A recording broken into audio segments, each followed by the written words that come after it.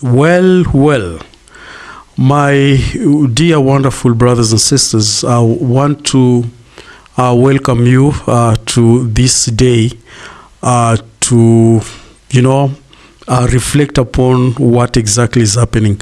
And today I actually reflected upon what is happening in our country today, because we are really, really experiencing heavy rains in some parts of the country, and it is so sad that some families have actually been evacuated, especially houses that were confirmed that were constructed at the riparian land. That is, the riparian land is land just 100 meters next to the river or the water bodies.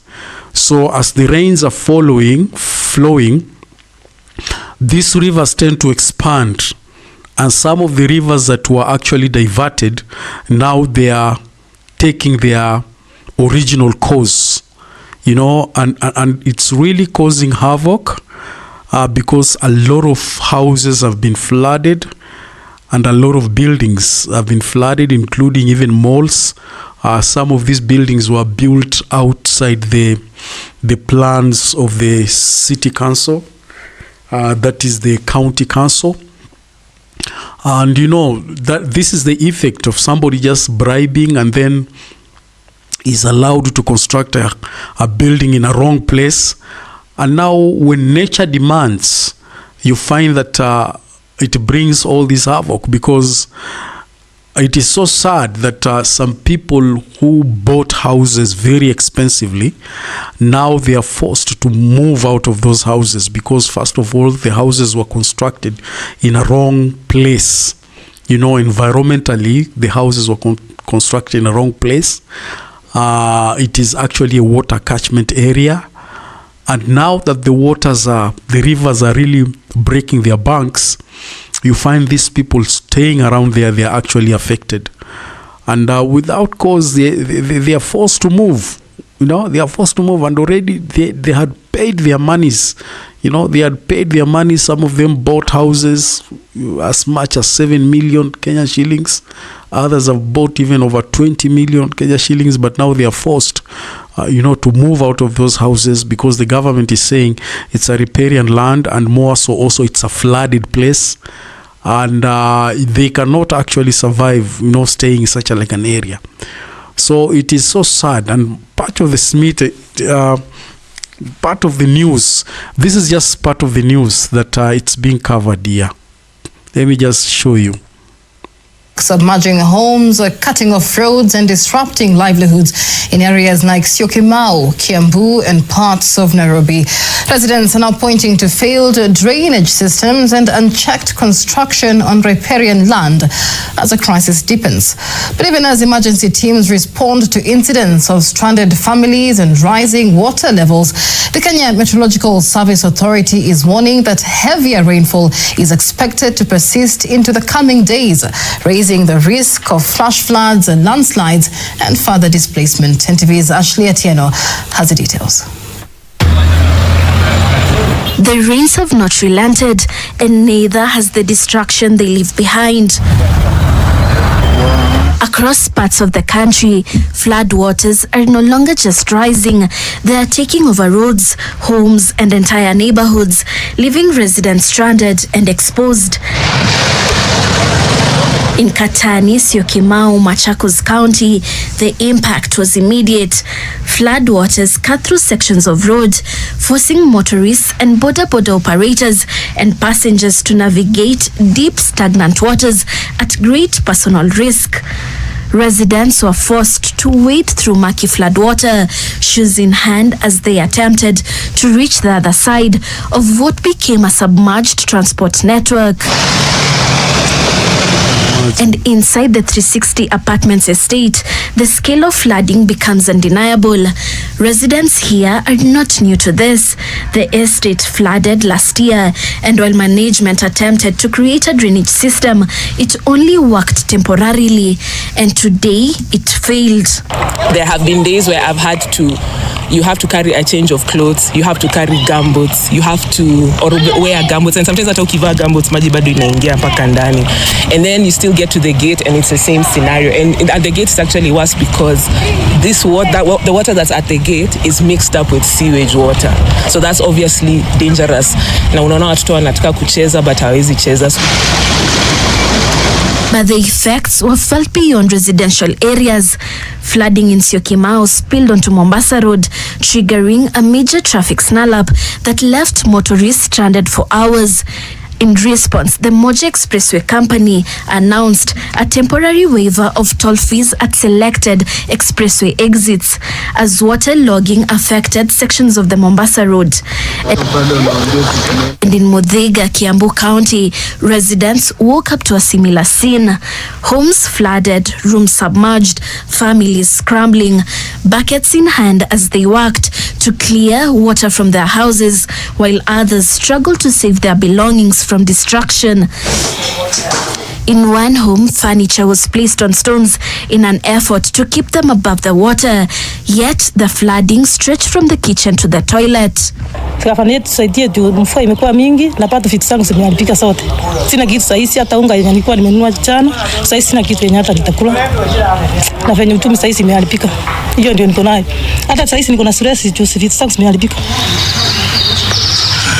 For Francis Kariuki, a resident at Muthaiga and also a videographer at the Nation Media Group, the crisis became deeply personal, his professional lens now reflecting the reality he usually documents for others. Kwa sasa hata kwenda msalani ni shida. Kwa sababu gani? Maji haya yamekuja yamejaa hadi ndani ya septic tank ambapo choo kinafaa kielekee, but sasa maji yamejaa. Kwa hivyo ukienda hata msalani uflash ule uchafu unarudi ama mbolea inarudi. And as the situation unfolded, emergency teams were on high alert. The Kenya Red Cross reported of rising water levels along Mombasa Road and the Eastern Bypass, with flooding incidents increasing. The organization says in Mukuru kwa Njenga, there are reports of missing persons and marooned households, with teams deployed for assessment and possible response. And in Kajiado County, 3 individuals stranded in a lorry along a swollen river have also been brought to safety. But even as response efforts continue, the outlook remains worrying. The Kenya Meteorological Service Authority warns that heavy rainfall is expected to persist across several parts of the country into the coming days, raising the risk of flash floods, landslides and displacement, particularly in low-lying and poorly drained areas. The rains may be natural, but this disaster is not. It is a direct result of government failure. Year after year, warnings are issued, yet drainage systems remain inadequate. Riparian land continues to be grabbed in plain sight, and until those in power move from rhetoric and enforce real change, every rainy season will stand as an indictment of leadership and not nature. Ashley Atieno, NTV. That is the problem now. That is the problem. You can see even the journalist is saying the problem is not about nature. The problem is the leaders. Policies are not being kept. And you realize that some of these so-called structures were constructed in wrong areas because those are actually water pathways. That is a place, it used to be a river. But what happened is that somebody just diverted a river, or maybe they ended up blocking the entire river, so that they could have a house there, while in actual sense not realizing that when nature calls, everything goes back to its proper course. So you find that when there is heavy rains, the rivers will follow the original stipulated, way. It will recover its way, irrespective of how many buildings you've constructed there. The river will follow its natural course, and that is the challenge we have in this country sometimes, and we don't blame the government that is here today, but the systems or the foundations that were laid right from the beginning were rotten, so that even any leader that comes, they inherit rotten foundation. They just inherit rotten foundation. And this is something that people need to say, enough is enough. And things have to be done the right way. Like now here, a lot of families are being evacuated, and some of them bought those houses expensively. And some of them even they are still on loan, paying for those mortgages. But what happens now that they've been given a notice they need to move, what happens is that they are stranded, because now they are on loan, they have no place to stay, and what are they going to struggle with? Looking for money to pay back the loan, or even finding safety for your family.